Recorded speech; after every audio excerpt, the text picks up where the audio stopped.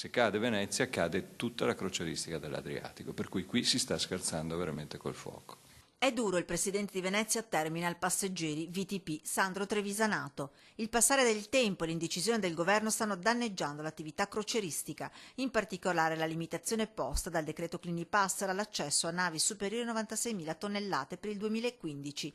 Costa Crociere ha già dato notizia del trasferimento di 200.000 passeggeri a Trieste e in parte anche a Savona, ma altri si stanno muovendo. Quello che è grave per l'economia nazionale è che mentre Costa va a Trieste ci sono altre compagnie che hanno fissato Atene, altre Istanbul e altre se ne vanno in Cina. Un calo di passeggeri che già a stagione iniziata comincia a farsi sentire, anche se per quest'anno contenuto entro il 10%, ma se non si arriverà ad una decisione per il 2016 le perdite saranno ingenti. La situazione è molto più grave per il 2015, in quanto il 60% delle compagnie di crociera utilizzano, che attualmente vengono a Venezia, utilizzano delle navi, le navi più moderne, sopra le 96.000 tonnellate.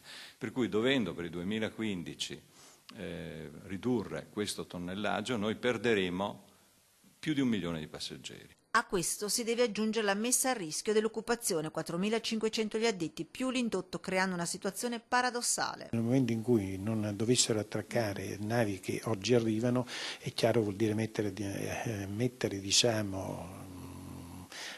in conto migliaia, io dico migliaia di posti di lavoro che non solo per l'economia di Venezia, del Veneto. In questa già difficile situazione si inserisce l'opinione pubblica con l'appello dei personaggi pubblici famosi. Questo appello internazionale anche motivato, giustificato da una disinformazione scientifica con foto fasulle che appiattiscono le navi sui palazzi, cosa che non è.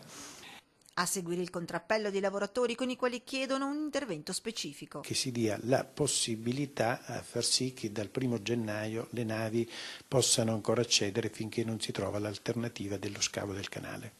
Intanto voci più o meno ufficiali parlano della convocazione per la prossima settimana del Comitatone, convocazione bocciata dalle varie associazioni veneziane in quanto la città è priva di sindaco e consiglio comunale. Anche VTP da parte sua vedrebbe più autorevole un decreto Lupi-Galletti, 2 ministri lavori pubblici e ambiente. Tra le decisioni comunque da prendere lo scavo del canale, il suo inserimento nella legge obiettivo e soprattutto un regime transitorio per le navi sopra le 96.000 tonnellate.